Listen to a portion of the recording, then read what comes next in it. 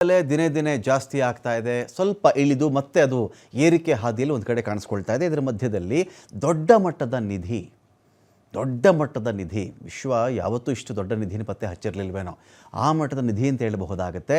ಹೊಸ ಚಿನ್ನದ ನಿಕ್ಷೇಪಗಳು ಎಲ್ಲಿ ಪತ್ತೆ ಆಗ್ತಿದೆಯಪ್ಪ ಅಂತ ಹೇಳಿದ್ರೆ ಆಫ್ರಿಕಾದಲ್ಲಿ ಪತ್ತೆ ಆಗ್ತಾ ಇವೆ. ನೋಡಿ, 2022ರಲ್ಲಿ ಆ ಒಂದು ವರ್ಷದಲ್ಲಿ ನಾವು ಚೆಕ್ ಮಾಡ್ಕೊಂಡ್ಬಿಟ್ರು ಕೂಡ ನಿಮಗೆ ಆಫ್ರಿಕಾದಲ್ಲಿ ಸಿಗ್ತಾ ಇರತಕ್ಕಂಥ ಚಿನ್ನದ ನಿಕ್ಷೇಪಗಳಿದೆಯಲ್ಲ, ತುಂಬ ದೊಡ್ಡ ಪ್ರಮಾಣದ ಅಂತ ನಾವು ಹೇಳಬೇಕಾಗತ್ತೆ. ಇಲ್ಲಿ ಎಷ್ಟು ನೋಡಿ, 31 ಮಿಲಿಯನ್ ಟನ್ ಚಿನ್ನ ಸಿಕ್ಕಿರೋದು ಉಗಾಂಡಾದಲ್ಲಿ. ದೊಡ್ಡ ಚಿನ್ನದ ನಿಕ್ಷೇಪ. ಇದಕ್ಕಿಂತ ನಿಧಿ ಯಾರಾದ್ರು ನೋಡೋಕ್ಕೆ ಸಾಧ್ಯನಾ? 1 kg ಸಿಕ್ತು, ಮಡಿಕೆಯಲ್ಲಿ ಸಿಕ್ತು ಚಿನ್ನ, ಯಾವುದೋ 1-2 ಸರಗಳು ಸಿಕ್ತು, ಕೊಪ್ಪರಿಕೆಯಲ್ಲಿ ಸಿಕ್ಕಿಬಿಡ್ತು. ಇದರ ಆಚೆಗೆ ಇಲ್ವಲ್ಲ ನಿಧಿ ನಾವು ನೋಡಿರೋದು. ಇಲ್ಲಿ ನೋಡಿದ್ರೆ 31 ಮಿಲಿಯನ್ ಟನ್ ಚಿನ್ನ ಸಿಕ್ಕಿರೋದು ಉಗಾಂಡಾದಲ್ಲಿ. ಗಿನಿಯಾದಲ್ಲಿ ಸಿಗುವಿರಿ ಜಲನಯನ ಪ್ರದೇಶ ಅಂತ ಇದೆ. ಈಜಿಪ್ಟ್ನ ಪೂರ್ವ ಮರುಭೂಮಿ ಘಾನಾದ ಬಿಬಿಯಾನಿ ಶಿಯರ್ ಕಾರಿಡಾರ್ನಲ್ಲಿ ಚಿನ್ನದ ನಿಕ್ಷೇಪಗಳು ಪತ್ತೆ ಆಗ್ತಾ ಇದ್ವು.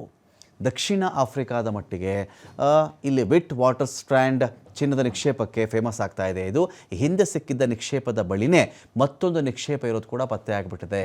ಉಗಾಂಡಾದಲ್ಲಿ ಸಿಕ್ಕಂತಹ 31 ಮಿಲಿಯನ್ ಟನ್ಗಿಂತನೂ ಇದು ದೊಡ್ಡ ಒಂದು ನಿಕ್ಷೇಪ ಅಂತ ಹೇಳಲಾಗ್ತಾ ಇದೆ.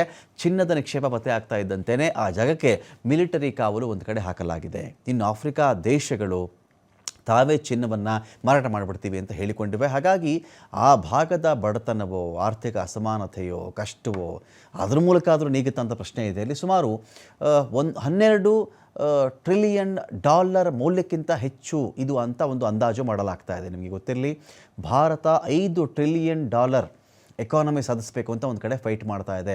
$5 ಟ್ರಿಲಿಯನ್. ಇಲ್ಲಿ $12 ಟ್ರಿಲಿಯನ್ ಹೆಚ್ಚಿನ ಮೊತ್ತದ ಚಿನ್ನ ಸಿಕ್ಕಿದೆ ಇಲ್ಲಿ ಅಂತ ಅಂದಾಜು ಮಾಡಲಾಗ್ತಾ ಇದೆ.